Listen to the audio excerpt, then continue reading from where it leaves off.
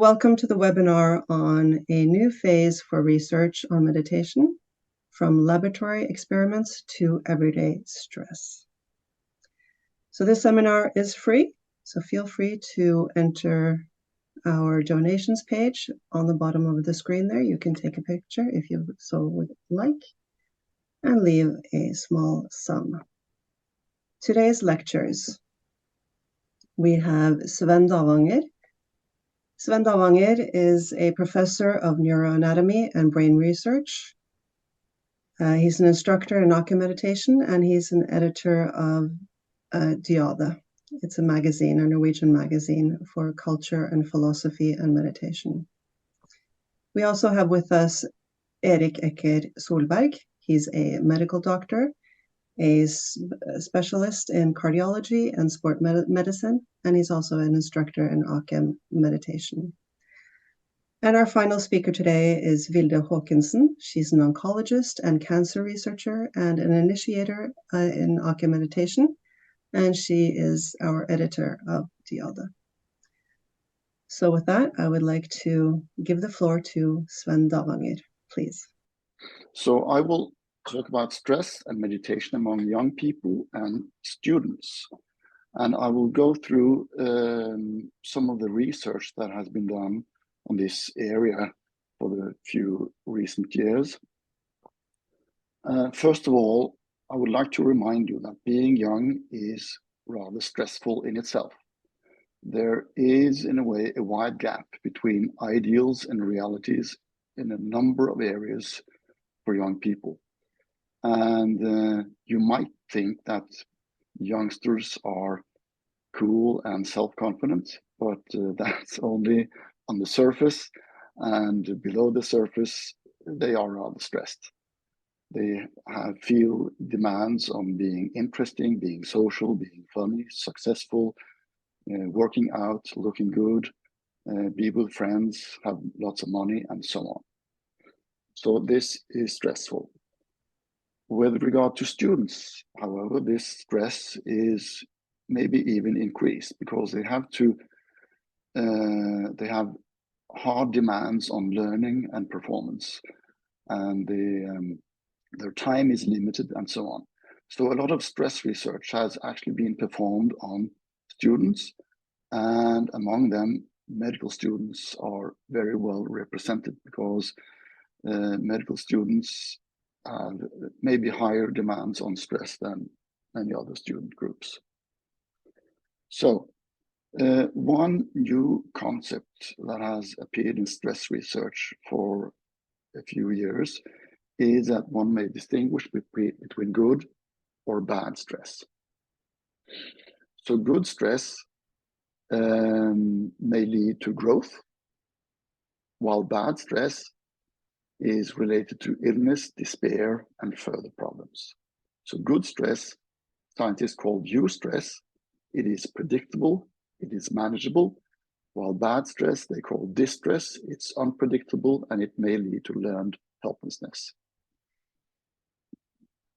Back to the medical students.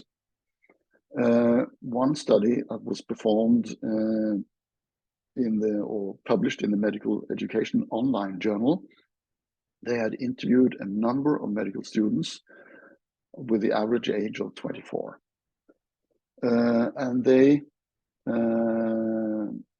talked about high reading pressure, high exam anxiety. Another factor was that they were suddenly living alone while they were used to living with a family. And they had, of course, much less spare time. So as one of them said, each time I do something else than studying, I have bad conscience because I ought to study. And each time I study, I feel terribly stressed because I think I need a break. A kind of balance develops because you feel bad when you study and you feel bad when you don't. It's like that all the time, the student said. Okay, so medical students are good subjects for studying stress. So, but what can you do if you're stressed? Scientists talk about coping strategies. So, excuse me for this slide, it's a bit complex, but it's about what scientists call the ways of coping. They have a checklist about different ways people may try to cope with stress.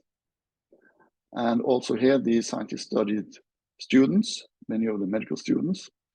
They asked them, they interviewed them about their perception of stress and their coping strategies. And they found that, so this study was way back in the 1980s, but it has been standing as one of the most cited articles from this field of research. Okay, but they say that there are basically two main types of coping. Either you can have a problem-focused coping, or you can have an emotion-focused coping. The problem-focused coping is about making your own action plan and following it, how to solve the challenge or the stress. And a problem-focused coping strategy is found to be good, it's adaptive, it's helpful. One can say that starting to meditate and following up on that as a way of handling your stress is a type of problem-focused coping. On the other hand, some of the emotion-focused strategies, there are a number of 6 different emotion-focused strategies. Some of those are maladaptive, so they don't help the person, but it makes them worse. So one of those maladaptive strategies is wishful thinking, wishing that the situation was different. I mean, that is something we all do, but if you base your handling of stress on that strategy, it's not very good. While growth, inducing positive psychological change, for instance, through meditation, has proven to be a good way of handling stress. While seeking social support with the attempt to get sympathy from others is not so good. Okay, so let's see. Sorry, there. I mentioned meditation. So a number of studies have now shown that meditation gives increased stress management in everyday life. And that is what we will talk about further on. I'll just briefly mention 2 studies, which you will hear more about later on, about Harshaug and on Acem-meditation, on stress management in employees in large corporations.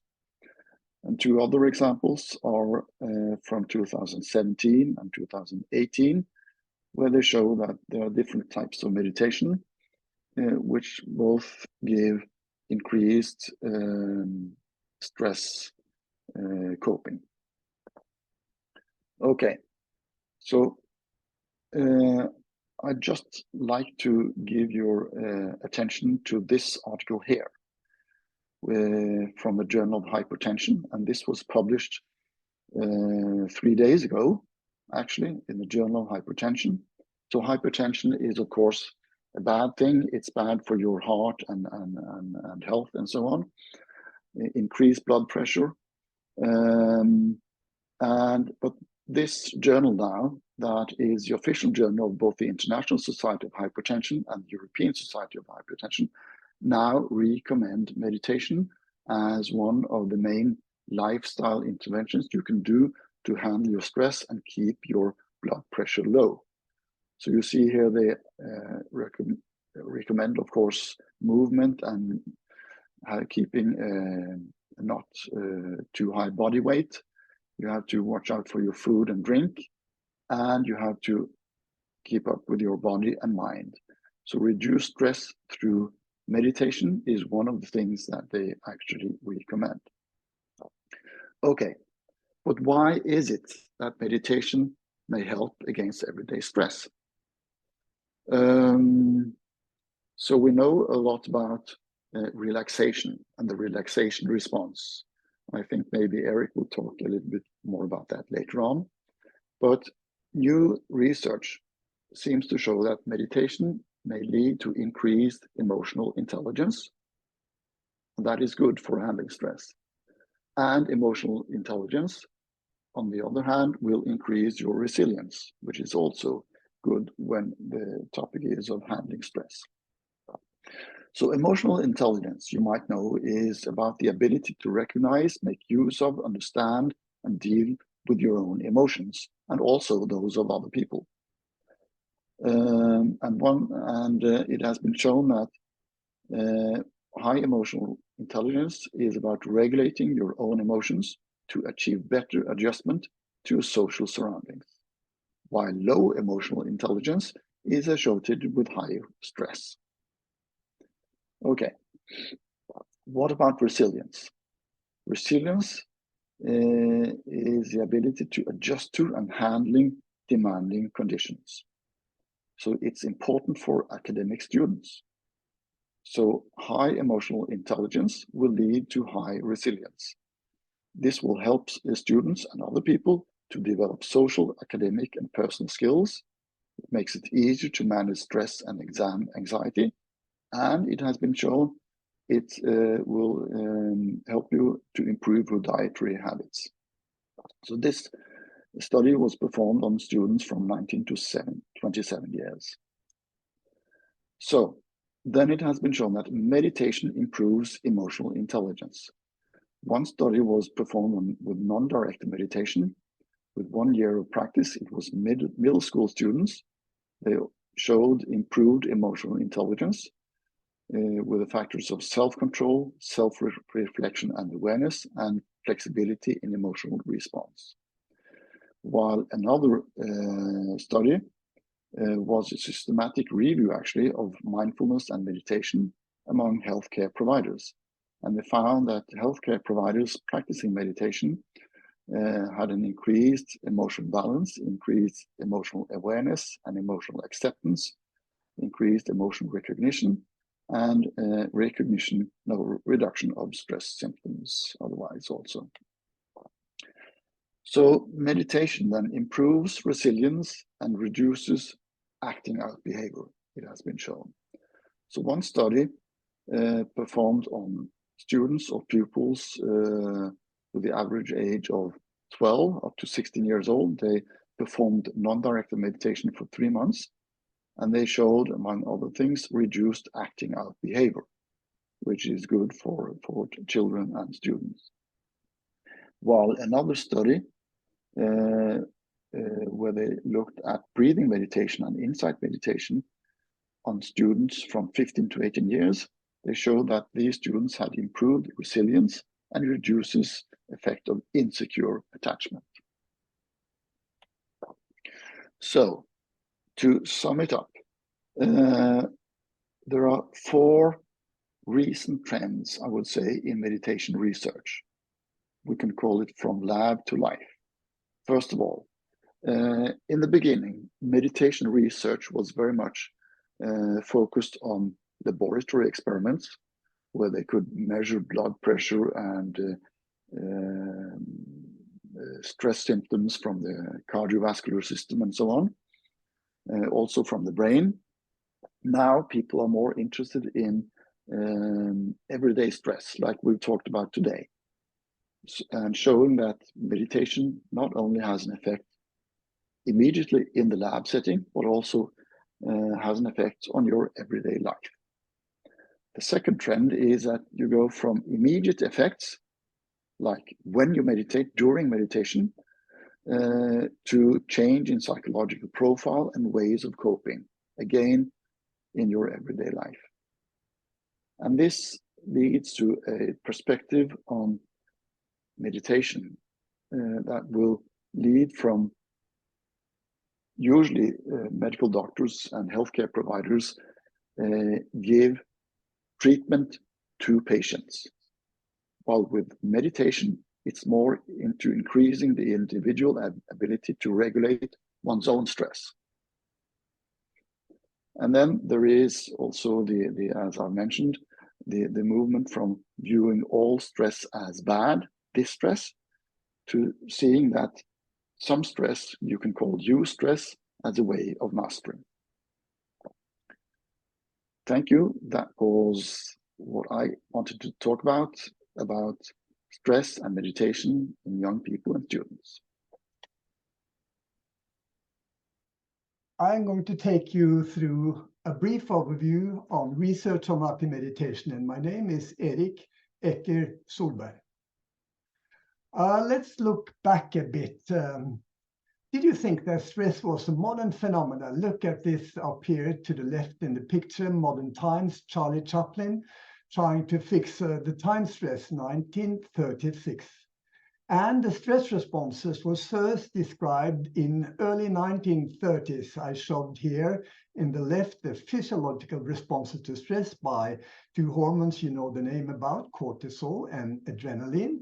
And here the autonomic activity, the sympathetic activity. And noteworthy, it took more than 40 years before the relaxation response first was described in 1975 in this book, The Relaxation Response, written by the Harvard professor Herbert Benson. And it's noteworthy because do we want stress or do we want relaxation? Stress was first described. And related to stress, the on button on the stress response, it turns on automatically, given certain perceptual condition. If you are stressed, it's like that. The crucial question for the culture for many decades is where the heck is the off button of the stress response? And the culture has tried alcohol, lots of side effects. It has tried drugs, illegal and legal, certain effect, but again, a lot of side effect. Nature life, yes, it works. And it's the question which I like to discuss now is to look into the direction of meditation. Is that to try to find the path towards the off button on the stress response? And Acem has done several research on circulation, that means the heart, and on performance, on hormones, on long meditation, on brain research, and on working life and psychology. And I start with working life and psychology. The number behind is the number of articles published within the field. Anne-Grete Hershav and collaborators tested Acem-meditation for 6 months in Norwegian employees and compared to a control group who was stress educated in lectures. And they found that degree of neuroticism decreased. That means such kind of personality traits as worries, negative thoughts, downgrading on oneself was lower. And the result was a more calmer, more confident, more enduring, and more balanced person. And level of mental stress was reduced, sleep quality increased, and musculoskeletal pain decreased. Also, she looked at what we call defense mechanism. That is how you keep the world out from your field. For example, denial. For example, protection. And we use defense mechanism to cope with difficult emotions. They are more activated when we are stressed. And defense mechanisms are unconscious. They are activated unconsciously. Some are adaptive, very good, but some are immature. And they found that it was a positive finding for the meditations related to the defensive function. A moderate impact of defensive function on muscle pain, mental distress, and sleep problems was shown. And they found that reduction of both defensive function and stress problems was possible with Acem-meditation. And interestingly, meditation with higher level of defenses at the outset of the study, they was the one who did most improved. Okay, so far we're going now change to performance and discussion on how should we look at performance with research glasses. Performance, every adult has to do some kind of performance. Then we can look at the performance itself. How do you manage the goal? We can look at how hard is it for you to perform what we call stress reactivity, the work economy. You can work heavily or you can work easily. And we can look at after the performance, how fast did you recover? Again, how did you fast regain your resting values? We did all three of these. I shall show you. The first one was a group of amateur athletes, which was running very slowly. Could have been one of you. And when they were tested for Acem-meditation compared to a control group of autogenic training, it shows that the energy economy was better after the meditation of 6 months. They were tested on a fixed workload, and then we saw on the lactate degradation product how much lactate did they produce during a fixed workload, an individual fixed workload. And here I show you Jakob Ingebrigtsen. He is the world leading middle distance runner at the moment. If you have seen on television, you see free mental attitude in performance. Free mental attitude is a meditation concept, very important, but you can also find it when you do some physical performance. So take this as an inspiration to your daily activity, how you do it. Okay, so to the goal itself, shooting. We had elite shooter. They have very small, very minor areas of improvement. And we found that from the season first to the season after of meditation training, the meditation group performed better than the control group in competitive shooting. Interestingly, it was no any difference shown in test shooting, and that might mean that competition creates more stress, need more relaxation, but the test shooting is just another exercise. And what is the correlation between tension and performance? How do you feel about that yourself? You have performed. What is your correlation between being self-perceived tense or your performance actually? We tested the shooters, and we found that, which you see on this figure, that those having the lowest or low to moderate tension, they performed the best. And that is a very interesting finding, which I also think is actual for the daily life performances we all are confronted with. Okay, so to heart and circulation, and Svend has shown now the latest guidelines from Europe. Europe has been silent related to meditation and heart and circulation. America has not.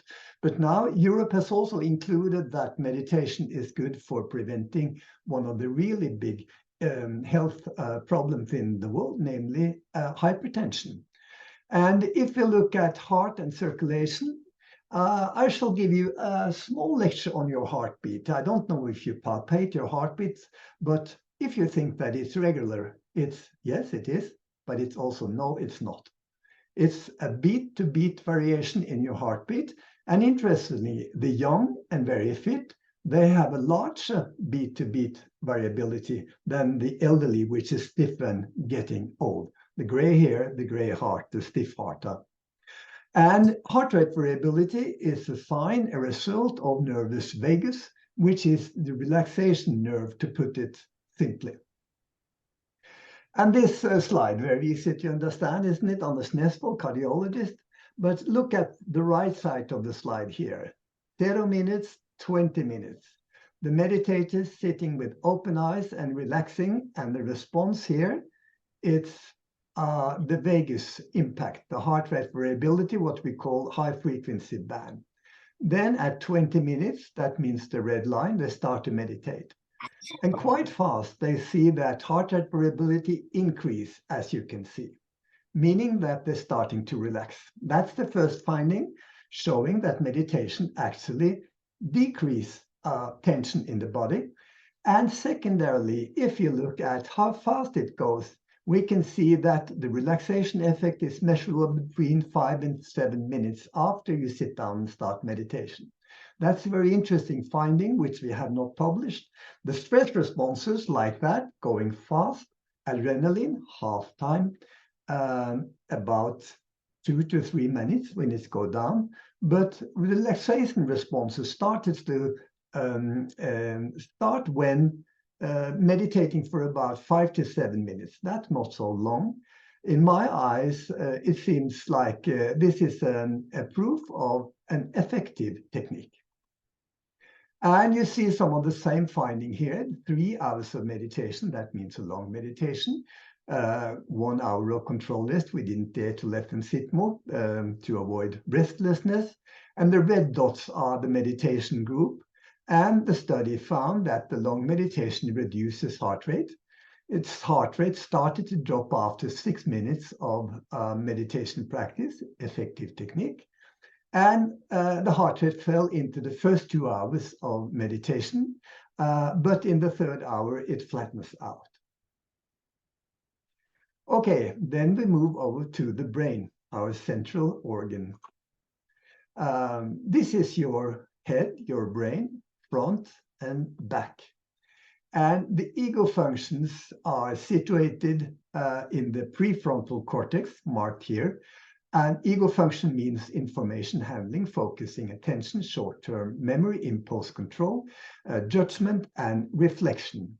And this is showing to be opposite to the stress response, the meditation responses here. Professor Svend Davanger and his group published this study when he compared free meditation compared to concentrative exercises. And he shows the white areas here that is an area in the prefrontal cortex here, if I should show, which started to activate during meditation.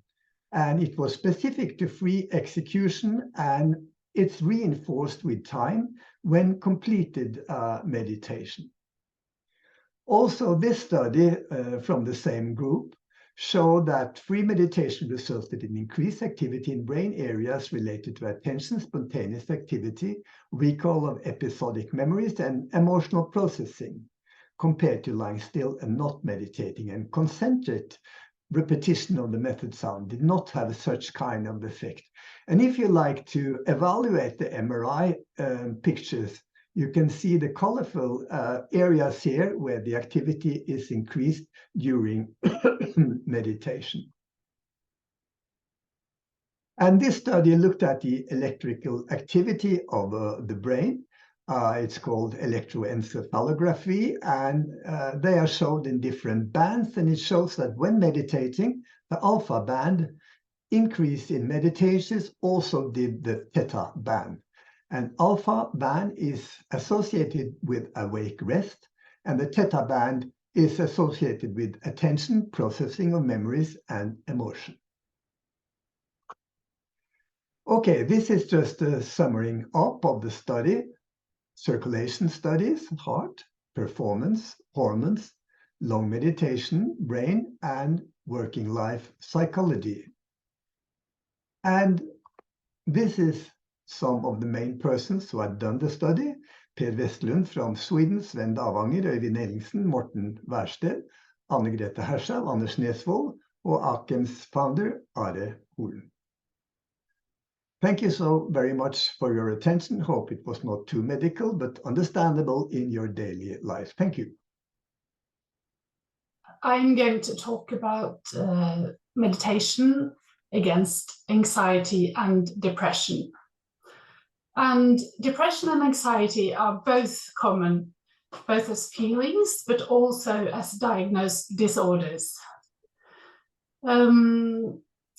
Let me see, yeah. Many of us will have symptoms that are actually strong enough to be classified as depression and anxiety sometime during our lives. And a big Norwegian study actually found that between 6 and 12% of the adult population suffers from depression at any given point in time. In addition, depression and anxiety describes moods that most of us feel from time to time. And I started looking more into this with depression and anxiety after some experiences I had at work, combined with some experiences I had with stress relief from Acem-meditation. So at work, I see cancer patients. They are naturally stressed about their disease and about their future, and so are their next in kin. However, there's little time when I talk to them to address how they actually cope with the disease in their lives. And what little time we have, we naturally spend on the patient, not on their spouse or their partner. But sometimes I see that the partner is so stressed about the situation and after some time completely worn out. but there's not much we can offer to help them from the hospital side. And from my time as a teacher of Acem-meditation, I have experienced both from myself and from others the effect that the technique has as a stress relief, or on stress, as a stress relief and on coping on everyday life. So I started to think about meditation as a possible tool for caregivers of cancer patients. Could this technique help them manage and cope with the high stress levels associated with caring for a cancer patient? So I started looking into what's known about the situation for those caring for cancer patients. So the first thing I found was that depression and anxiety are more common for caregivers of cancer patients than for the rest of the population. And as much as 40 to 45% of caregivers will suffer from each of them. And then I found some large studies that followed a large population for over 4 years. And when they compared caregivers with the rest of the population, they found that the caregivers had increased risk for heart disease of 85%. And they had an increased 4-year mortality of 63%. And this was controlled for age, smoking, exercise, alcohol intake, body mass index, history of hypertension, diabetes, and other covariates. So this was quite strong findings. And I wasn't expecting to find that caregiving for a seriously ill spouse would not only give mental distress and mental poor health, but also physical health problems. Still, perhaps it shouldn't be that surprising, given what we know about stress affecting multiple processes in the body.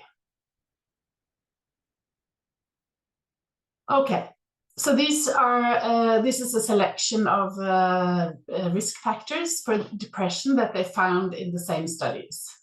And the factors weren't actually surprising.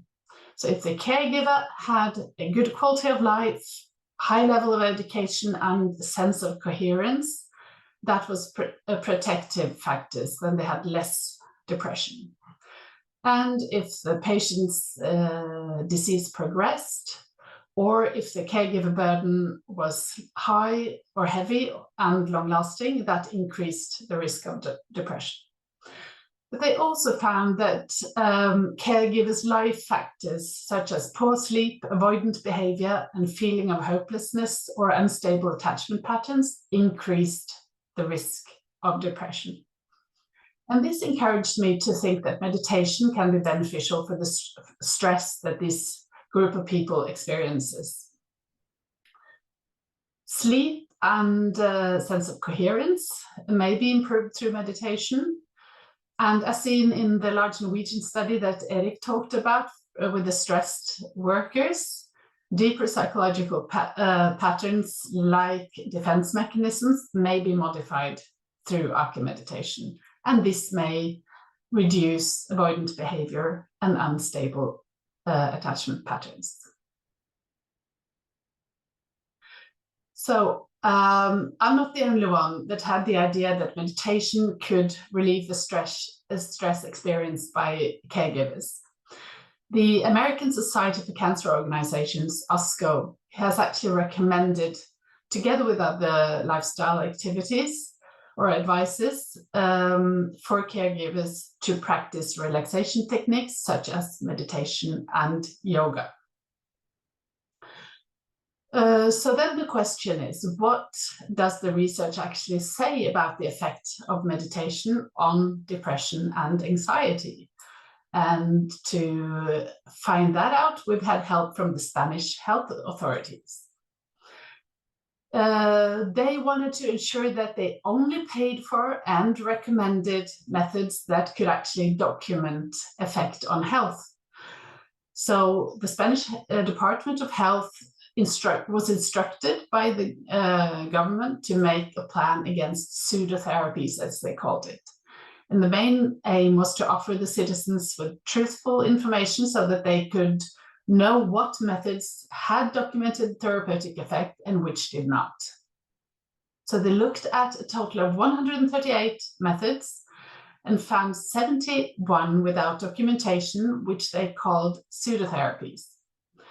And the remaining 67 methods had documentation with peer review articles, which was studied more closely, and meditation was one of them. And then the documentation on meditation was reviewed by 13 experts, and they divided meditation into 3 different kinds or categories of meditation. There's non-directive meditation, of which Acem-meditation is a part. And then there's loving kindness meditation, and the last one was meditation with content, such as religious or emotional content.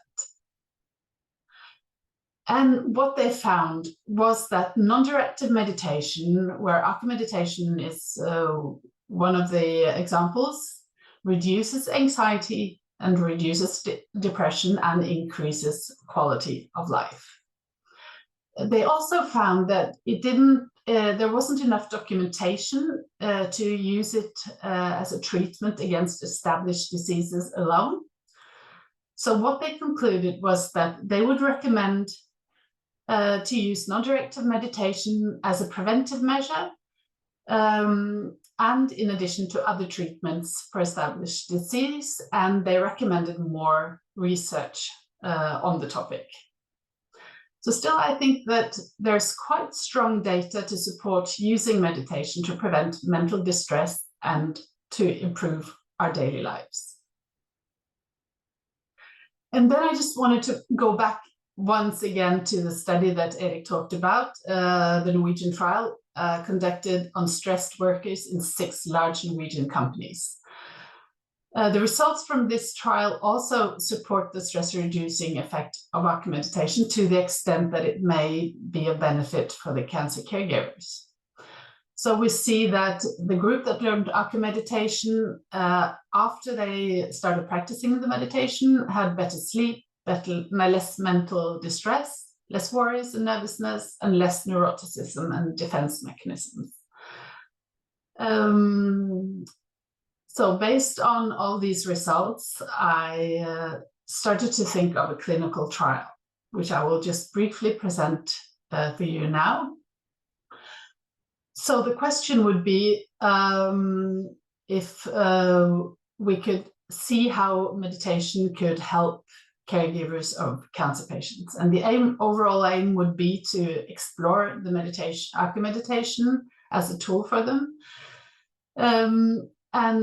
Caregivers included in the trial would be randomized to one of 2 groups. One of them would learn Acem-meditation, and the other one would participate in group conversations organized by the Cancer Society, which has Vilde centers. Those are centers for patients and caregivers at the different hospitals. So they would all take either, if you learned Acem-meditation or participated in group conversations, those would be 1 meeting a week for 5 weeks in a row.